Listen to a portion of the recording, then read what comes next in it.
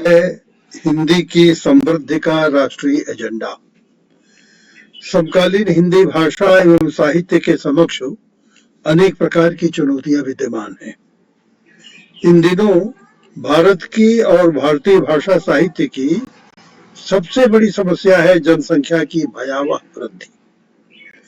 राजनीतिक तुष्टीकरण में लिप्त वर्तमान सरकारें प्रभावी ढंग से इसका नियंत्रण नहीं कर पा रही हैं। इस जनसंख्या के नीचे विकास कार्यक्रम दब गए हैं। छीना झपटी के कारण वर्ग संघर्ष बढ़ता जा रहा है। दलित विमर्श, स्त्री विमर्श, आदिवासी विमर्श, युवा क्रांति, प्रवासी हिंदी लेखन, दिव्यांग विमर्श, आक्रोशी लेखन, नक्सली माओवादी लेखन आदि सब उसी की परिणति है। दूसरी ओर लिंगी अनुपात बिगड़ गया है। स्त्री विमर्श और जेंडर युद्ध उसी की उपज है। बेतहाशा जनवृद्धि के कारण हिंसा, आपाधापी तथा वर्ग संघर्ष की प्रवृत्ति बढ़ती चली जा रही है। अमानवीय अपराध भी बढ़त पर है। Convent culture, outsourcing, call centre और प्रौद्योगिकी के कारण यांत्रिकता या कंप्यूटर, रोबोट आदि को बहुत बढ़ावा दिया जा रहा है। इससे हमारा अस्तित्व एवं हमारी साहित्य विकृति वायरस की चपेट में आ गई है। साहित्य बेरोजगारी के विस्फोट से बुरी तरह प्रभावित है। यहाँ कवियों, कथाकारों की संख्या में भारी वृद्धि हुई है, किंतु पाठक और ईमानदार प्रकाशक बहुत कम हो गए।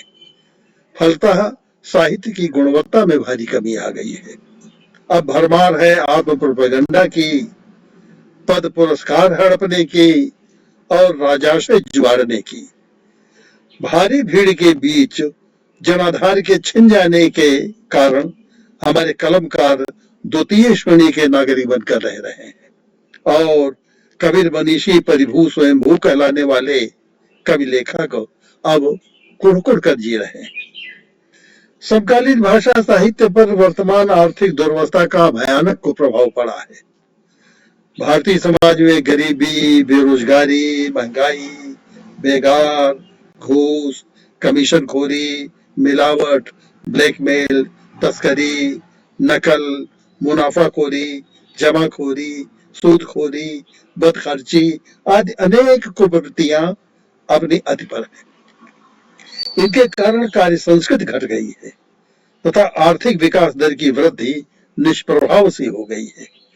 फलतः साहित्यकार निरर्थकता बोध और पलायन वृत्ति के शिकार हो गए हैं। पुस्तकों का बाजार भी हेरा फेरी, तस्करी, भूत लेखन आदि से घिर गया है। पारिश्रमिक मिलने के बजाय किताबें छपवाने का अग्रिम धन प्रकाशकों को देना पड़ रहा है। अधिकतर लेखक लोकार्पण के जलसे में फंसे दिखाई देते हैं। संपादकों, समीक्षकों, संस्थाध्यक्षों और महंतों ने सरकारी अफसरों, लेखकों और सेठानियों की एजेंसी खोल रखी है। शेष दरकिनार है। प्रदूषण की समस्या ने हमारे दिलो दिमाग को काफी विकृत कर दिया है। हम पर्यावरणगत वैचारिक प्रदूषण से ग्रस्त त्रस्त हो गए हैं। किसी को कहीं कोई सत्य, शिव, सुंदर नहीं दिखाई देता। ज्यादातर नकारवादी या निषेध मूलक हो गए हैं। इसका साहित्य पर कुप्रभाव पड़ा है। अब समस्याओं का कोई व्यवहारिक समाधान नहीं सुझा पा रहा है। सब केवल अतिरंजित रोमांटिक वर्चुअल यथार्थ में लिप्त है और प्रायः पाप शंकी हो गए हैं। यह मनोरुग्णता संक्रामक होती जा रही है। दलीय विचारधारा, क्षेत्रीयता, जाति संप्रदाय की संकीर्णता, वर्गभेद, पीढ़ी द्वंद्व भी समसामयिक साहित्य के मार्ग में बहुत बाधक है। इस बीच दलित चेतना, स्त्री विमर्श और आदिवासी विमर्श के जो नारे लगाए गए, युवा लेखन के नाम पर जो एंटी फादर तथा परिवार और विवाह विरोधी अभियान चला, यौन क्रांति की जो भड़ास व्यक्त हुई, उससे हमारा साहित्य मानसिक विकलांगता का शिकार हो गया, यानी गटर साहित्य में बदल गया है। इस बीच आंचलिकता के नाम पर क्षेत्रीयता को बहुत बढ़ावा दिया गया है। शील, वैचित्र्य एवं कथा कौतुक के बावजूद इससे भारत की अखंडता और संप्रभुता को आघात लगा है। इस साहित्य में भाषा के लटके झटके हैं, जनजातियों की यौन मुक्तता के तड़के हैं, टूरिस्टों की चटखारी है, न कि सहज संवेदना है। कई अंचलों के स्थानीय लेखन में प्रांतीयता अपेक्षाकृत ज्यादा उभर रही है। इसी का कुफल है कि पूर्वोत्तर के कुछ राज्य तो अपने को भारत संघ का अंग ही नहीं मानते।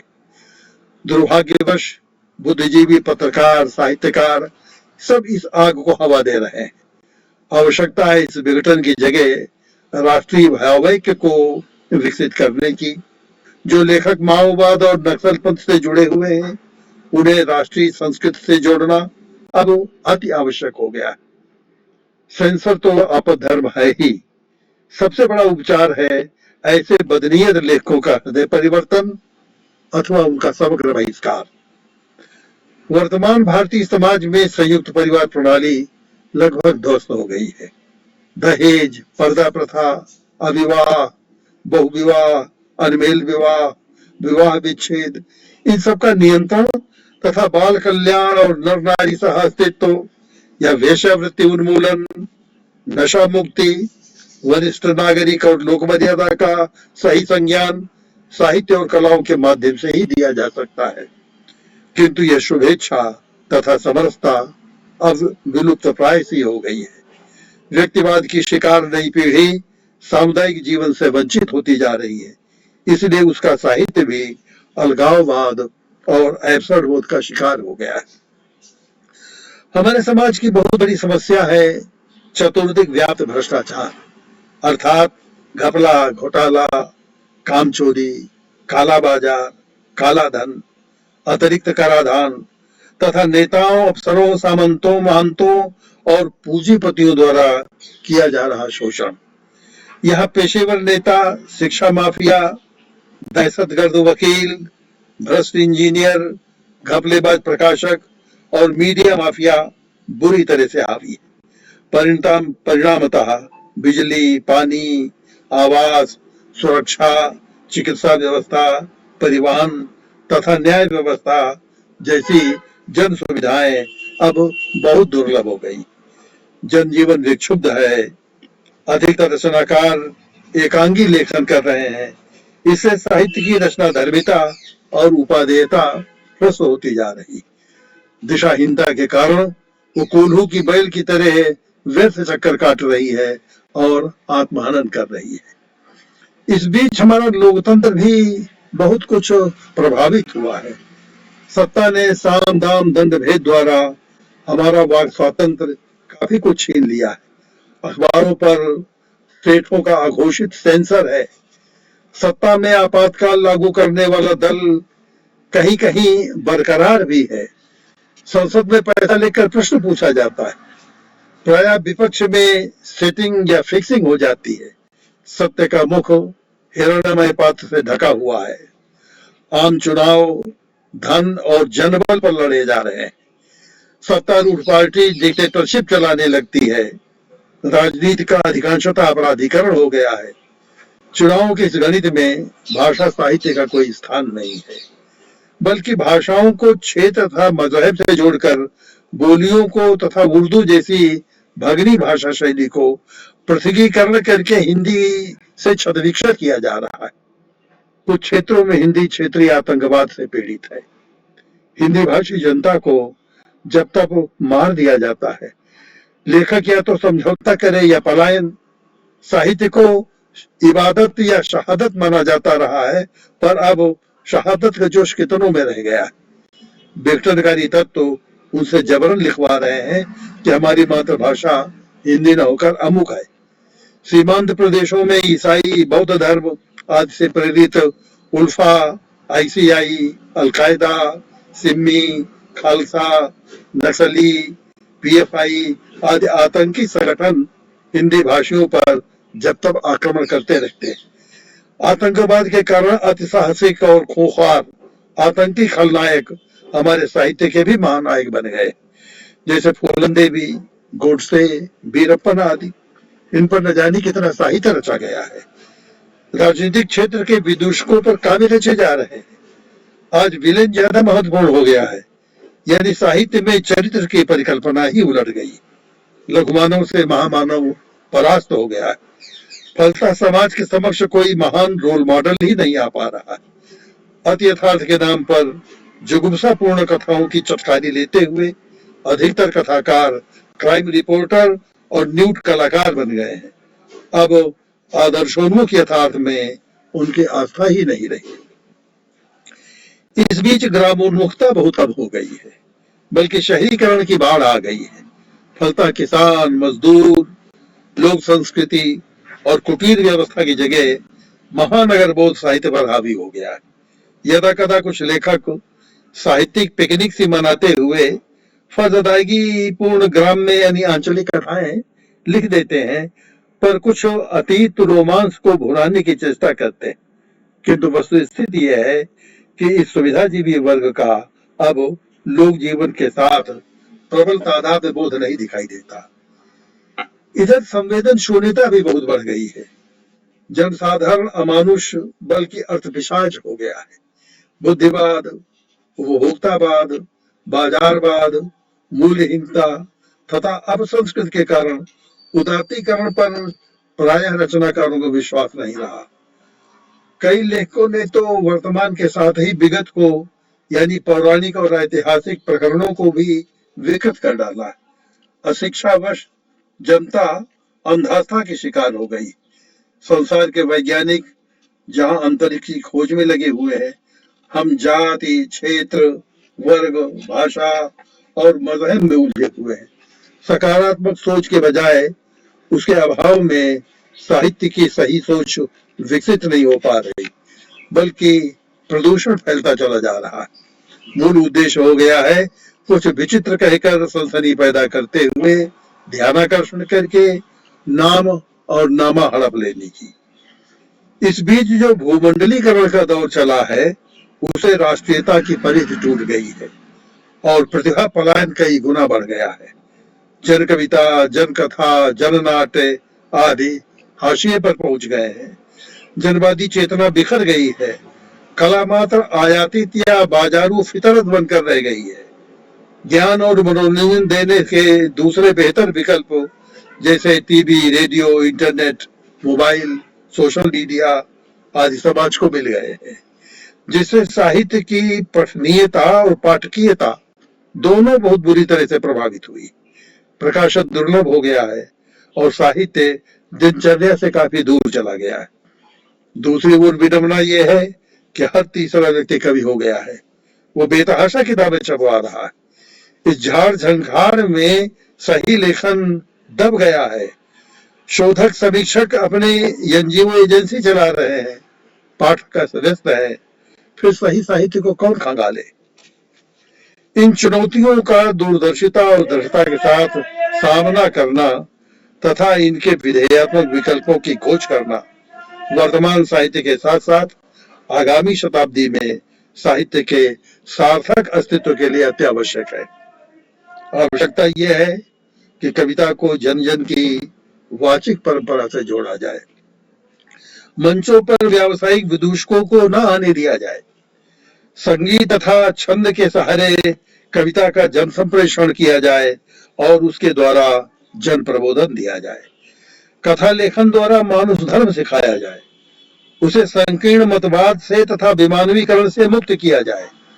नाटक को तकनीकी ग्लैमर से मुक्त करके जन नाटक जनमंच रूप में डाला जाए। परंपरा नवीनता दोनों को सापेक्षिक महत्व मिले। बोलियों तथा अन्य भारतीय भाषाओं के साथ सहसंबंध विकसित हो ताकि विघटन रुके और समेकित भारतीय साहित्य उभरे।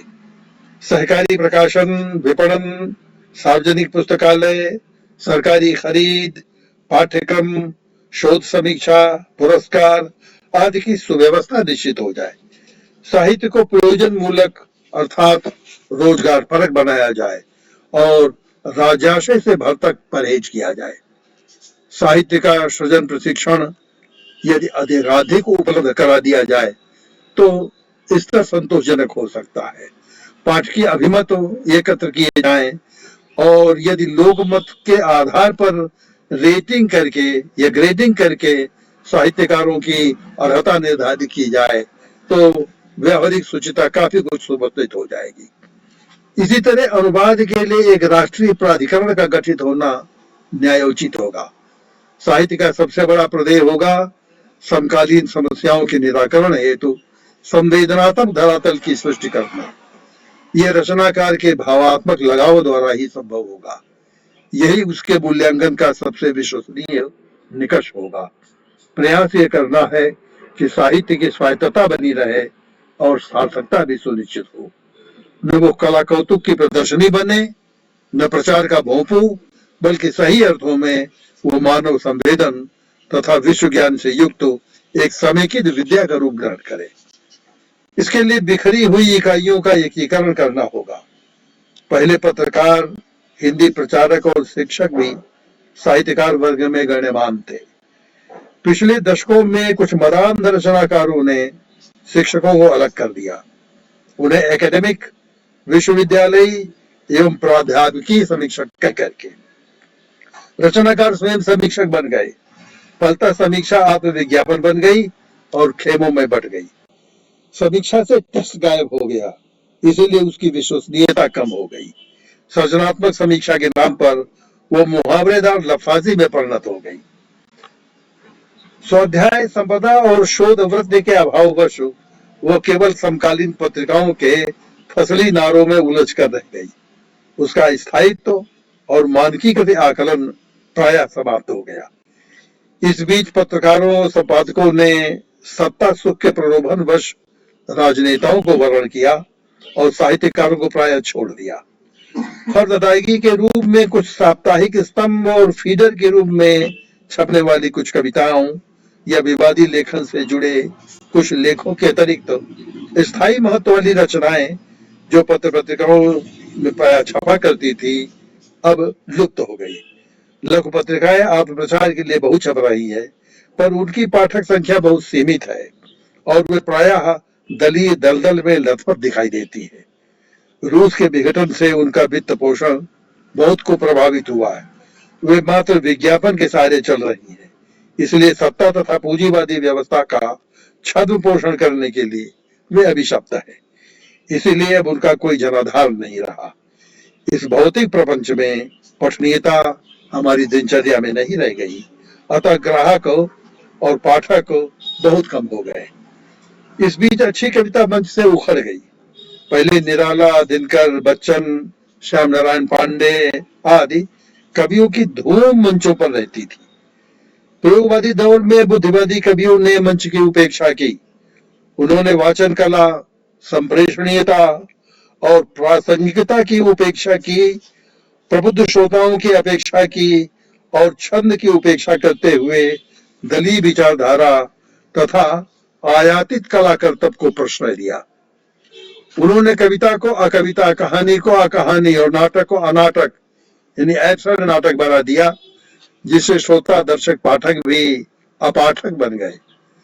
अज्ञे जी ने कभी घोषित किया था कि संप्रेषण की हम चिंता नहीं करते, यानी जिसकी गरज हो वो पढ़े। इस बीच जनता को कई बेहतर विकल्प मिल गए, जैसे टीवी, इंटरनेट, स्मार्टफोन इत्यादि नए संचार माध्यम, जिससे मंचीय कविता की अनिवार्यता समाप्त हो गई।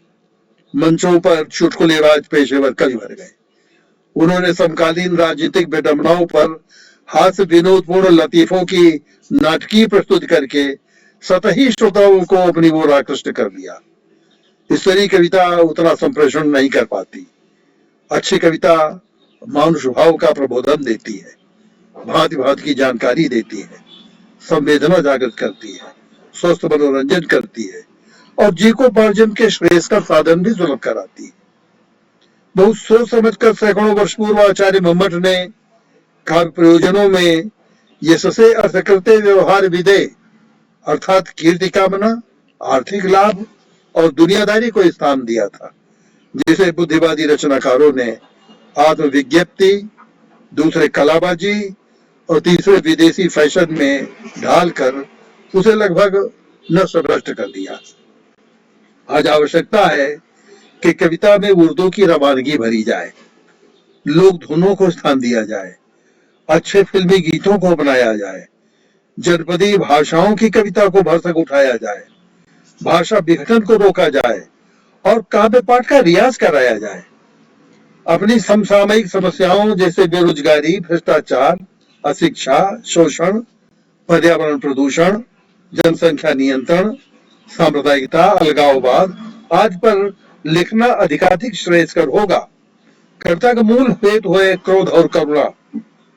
यदि अपनी रचनाओं द्वारा पापी सत्ता के प्रति हमारे रचनाकार जनजीवन में अमर्ष भाव पैदा कर पाए और प्रशासन ने भारतीय समाज की जो दुर्दशा कर रखी है उसके प्रति सहृदय समाज में करुणा का उद्रेक कर सकें, तो उन रचनाओं की उपयोगिता स्वतः कई गुना बढ़ जाएगी।